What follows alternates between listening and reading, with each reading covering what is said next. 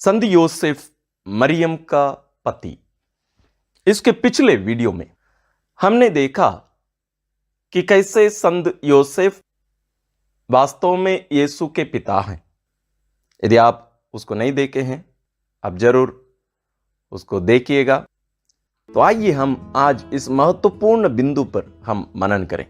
मेरे मन में भी बहुत सारे प्रश्न, संदेह संत योसेफ और मरियम के बीच के रिश्ते के बारे में बहुत बार उठे हैं। तो आज की ये प्रस्तुति 3 भागों में हम बांट सकते हैं। सबसे पहला, मरियम योसेफ की पत्नी। दूसरा, विवाह संबंध। तीसरा, कैसे हम योसेफ को मरियम का पति कह सकते हैं। तो आइए, पहला है, जैसे मैंने कहा, हम मनन करते हैं मरियम के बारे में, क्योंकि संत योसेफ मरियम का पति है। कि मरियम वास्तव में कौन थी? हम मरियम के बारे में जानते हैं। मरियम निष्कलंक जन्मी, निष्पाप रही और ईश्वर के पुत्र को अपने गर्भ में धारण की, उन्हें शरीर दी, उनको जन्म दी। और मरियम पवित्र आत्मा के द्वारा गर्भवती हुई थी। तो इस महान व्यक्ति का पति या जीवन साथी बनना एक बहुत बड़ी चुनौती संत योसेफ के लिए रहा है, जरूर। लेकिन ईश्वर उनके लिए, उनके उस बुलाहट को, उस जिम्मेदारी को जीने में ईश्वर उन्हें योग्य कृपादान प्रदान किए हैं। जैसे हमें भी जो भी बुलाहट ईश्वर हमें देते हैं, उस बुलाहट को जीने की कृपादान ईश्वर हमें प्रदान करते हैं संस्कारों के द्वारा। तो इस महान व्यक्ति मरियम का पति संत योसेफ को बनना था, एक बहुत बड़ी चुनौती। लेकिन हमें इन बातों को ध्यान में रखने की जरूरत है। इसलिए पहले ही मैं मरियम के बारे में 1-2 बातें मैं आपको याद दिलाया हूं। दूसरी बात है विवाह संबंध। आज विवाह संबंध एक प्रकार से एक नया रूप धारण करते हुए हम देख रहे हैं। परिवार टूट रहे हैं। परिवारों में पति पत्नी के बीच संबंध ठीक नहीं है। परिवार का जो रूप ही बदलता जा रहा है, जहां महिला महिला के साथ, पुरुष पुरुष के साथ या बहुत सारे लोगों के साथ संबंध, लिव इन रिलेशनशिप, ये सब दुनिया में आज हम हर तरह देख रहे हैं। और बहुत सारे देशों में इन्हें कानूनी स्वीकृति भी दी गई है। लेकिन ईश्वर के नजर में विवाह संबंध या पारिवारिक जीवन क्या है? सबसे पहले हमें यह बात ध्यान में रखने की जरूरत है। वो बात यह है कि ईश्वर स्वयं एक परिवार है। पिता, पुत्र और पवित्र आत्मा, 3 व्यक्तियों का समूह, 3 व्यक्तियों का समुदाय या समूह, एक परिवार, ईश्वरीय परिवार। 3 व्यक्तियों का यह परिवार ईश्वरीय परिवार कहलाता है। और विशेष रूप से कैथोलिक परिवार, क्योंकि विवाह एक संस्कार है, संस्कार एक चिन्ह है। इसकी जिम्मेदारी यह होती है कि ईश्वरीय जीवन को, जो हम इस दुनिया में जिसे देख नहीं सकते हैं, उसको प्रकट करना है।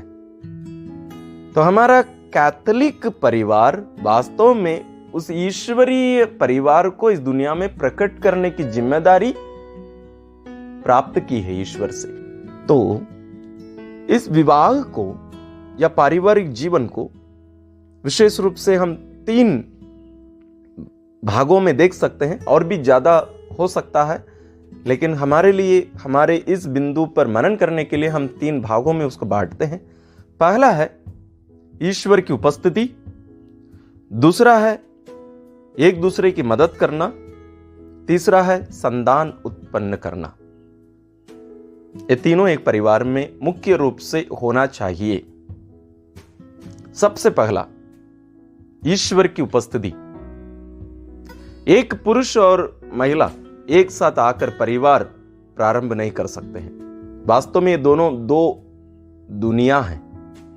एक पुरुष और स्त्री का ना केवल शारीरिक जो रूप है, उससे ज्यादा मानसिक और आध्यात्मिक बनावट बहुत अलग है। इसलिए मैंने कहा दोनों दो दुनिया है। इन दोनों दुनियाओं को, दोनों अलग अलग रूप से बनाए गए लोगों को, दोनों को एक व्यक्ति बनाना, एक साथ लाना ईश्वरीय कार्य होता है। तो ईश्वर की उपस्थिति में ही यह सब संभव होता है। ईश्वर जोड़ते हैं। जो मनुष्य जोड़ता है वो नहीं टिकता है। तो यहां हम देख सकते हैं योसेफ और मरियम जो पति पत्नी हैं, उनको जोड़ने का कार्य ईश्वर स्वयं किए हैं। और उन दोनों को जोड़ने के बाद स्वयं ईश्वर वहां उपस्थित रहे हैं एक व्यक्ति के रूप में। उनकी उपस्थिति केवल एक संस्कार के रूप में नहीं, व्यक्ति के रूप में यीशु स्वयं वहां उपस्थित थे। ईश्वर स्वयं वहां उपस्थित थे। तो यीशु इन दोनों को जोड़े। यह उनके वैवाहिक जीवन का, उनके पारिवारिक जीवन का एक केंद्र है, तो उसका आधार है। तो संत योसेफ और मरियम का परिवार पति पत्नी के रूप में दोनों एक प्रकार से पास हो गए हैं पहले बिंदु में। दूसरा बिंदु, एक दूसरे की मदद करना। एक क्या मदद? ईश्वर जब हमें इस दुनिया में भेजे, हम सबों को एक एक अलग अलग बुलाहट दिए हैं, जिम्मेदारी दिए हैं। जीवन साथी का वास्तव में उनकी जिम्मेदारी होती है कि अपने जीवन साथी की मदद करना, उनको सहयोग देना। किस लिए? ताकि वो ईश्वर द्वारा दिए गए उस बुलाहट को पूरा कर सके। यहां हम मरियम और योसेफ को देख सकते हैं। योसेफ मरियम को ईश्वर की मां बनने में संत योसेफ उन्हें मदद किए, और मरियम संत योसेफ को उनके पति के रूप में और ईश्वर के पालक पिता के रूप में उनकी जिम्मेदारी निभाने में मरियम योसेफ को मदद की। तीसरा है संतान उत्पन्न करना। बाइबल में हम जगह जगह पर देख सकते हैं कि लिखा गया है यीशु के भाई बहन। लोग प्रश्न उठाते हैं कि तो हो सकता है मरियम और योसेफ को यीशु के सिवाय और भी बेटे बेटियां थे। मैं उस प्रश्न का जवाब यहां दे नहीं सकूंगा, लेकिन जरूर यीशु के सिवाय योसेफ और मरियम को संतान है। जरूर आप सही सुने हैं मेरी। यीशु के सिवाय योसेफ और मरियम की संतान है। मैं आप लोगों को थोड़ा सा पीछे ले जाना चाहूंगा। उत्पत्ति ग्रंथ में सारी सृष्टि की रचना करने के बाद ईश्वर आदम और हेवा को बनाए और दोनों को आदेश दिए, तुम फलो फूलो और सारी पृथ्वी में फैल जाओ, इसको पूरा भर दो अपनी संतानों से। एक आदेश था। यहां हम नई सृष्टि, इस नई सृष्टि में भी हम एक आदम और हेवा को देख सकते हैं। यदि मैं इन दोनों को, मरियम और योसेफ को हेवा और आदम कहकर बुला सकूं तो मरियम जरूर बुलाई गई है, लेकिन योसेफ को मैं इस संदर्भ में आदम के रूप में देखता हूं। क्यों मैं ऐसे कह रहा हूं? इन दोनों को भी आदेश दिया गया है संतान उत्पन्न करने का, और आज भी उन लोग उत्पन्न करते हैं। मैं भी उनकी संतान हूं, आप भी योसेफ और मरियम की संतान है, आध्यात्मिक संतान। शारीरिक जन्म इस दुनिया में ही एक व्यक्ति दे सकता है, वो यहीं समाप्त हो जाता है। लेकिन आध्यात्मिक जीवन, आध्यात्मिक जन्म, वो हमें उस स्वर्ग तक ले जाएगा। वो योसेफ और मरियम आज भी संतान उत्पन्न कर रहे हैं, कार्य कर रहे हैं। हमें लगता है कि उन लोग स्वर्ग में हैं या और कहीं होंगे। कुछ लोग कहते हैं कि उनसे हमें क्यों मदद लेने की जरूरत है। नहीं, मरियम और योसेफ आज भी कार्यरत हैं दुनिया में हमारे साथ। इसलिए संत योसेफ कलीसिया के संरक्षक माने जाते हैं। ये केवल नाम के लिए नहीं बल्कि कार्यरत हैं, वो कार्य कर रहे हैं हमारे लिए। प्रार्थना करना केवल नहीं, वहां स्वर्ग में रहकर, यहां भी हमारे साथ उपस्थित हैं। सभी संतगण हमारे साथ हैं। इसलिए संरक्षक दिया जाता है, ना केवल उनके जीवन के अनुसार हमें जीने का, उनसे शिक्षा प्राप्त करने का, उनके जीवन पर मनन करने का, बल्कि उनकी सहायता पाने का, उनकी उपस्थिति के द्वारा हमारे जीवन में हम अनुभव कर सकते हैं। तो ये रही बातें। तो इस संदर्भ में ये तीनों बातें हम चर्चा कर लिए हैं। एक दो बातें मैं जोड़ना चाहूंगा, वो ये है, वास्तव में संत योसेफ मरियम के पति हैं। मुझे नहीं पता कि संत योसेफ मरियम से जितना प्यार करते थे उतना कोई पति अपनी पत्नी से प्यार किया हो। मुझे बहुत बड़ा संदेह है, क्योंकि प्यार शरीर से जुड़ा नहीं है, प्यार आत्मा से जुड़ा है, दो व्यक्तियों का जुड़ने का है। और योसेफ उनका पुत्र यीशु जो कहे उसको अपने जीवन में करके दिखाए। योगन अध्याय 15 पद संख्या 13 में यीशु कहते हैं, इससे बड़ा प्रेम किसी का नहीं कि कोई अपने मित्र के लिए अपना प्राण अर्पित कर दे दें।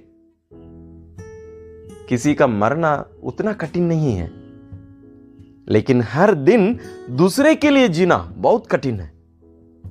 और योसेफ और मरियम एक दूसरे के लिए जिए, और विशेष रूप से संत योसेफ चुपचाप रहे, लेकिन मरियम का साथ देते रहे, अपने आप को देते रहे, अपने आप को देते रहे। कभी वो कुछ पाना नहीं चाहे, देने में ही, अपने आप को देने में ही वो आनंद पाए। इसलिए मरियम और योसेफ का जीवन, दाम्पत्य जीवन, पारिवारिक जीवन, वैवाहिक जीवन सफल रहा है। आज हमारे लिए भी, हमारे पिताओं को, हर पति को और हमारे जैसे ईश्वर के लिए, माने पुरोहिताई जीवन या धर्मसंघीय जीवन जीने वालों के लिए भी संत योसेफ एक आदर्श है। ईश्वर की इच्छा पूरी करने के लिए अपने आप को अर्पित करना, एक दूसरे की मदद करना, शरीर से ऊपर उठकर आध्यात्मिक रूप से जीना, ये सब हम संत योसेफ से सीख सकते हैं। और वे हमारी मदद करने के लिए हमारे साथ उपस्थित हैं। तो आइए हम उनके द्वारा ईश्वर से प्रार्थना करें कि ईश्वर हमें भी, हमारे पिता, हमारे आध्यात्मिक पिता संत योसेफ के समान हमें भी बनाए, कि हम ईश्वर की इच्छा पूरी करने के लिए, ईश्वरीय महिमा के लिए अपने आप को अर्पित कर सके। ईश्वर हम सबों को आशीर्वाद प्रदान करें। और यदि आप अभी तक हमारे इस चैनल को सब्सक्राइब नहीं किए हैं, आप जरूर सब्सक्राइब करिए और नीचे कमेंट्स करिए जरूर। आप जरूर इसके बारे में, आपके मन में बहुत सारी बातें, विचार उठ रहे होंगे, आप कमेंट्स में शेयर करिएगा।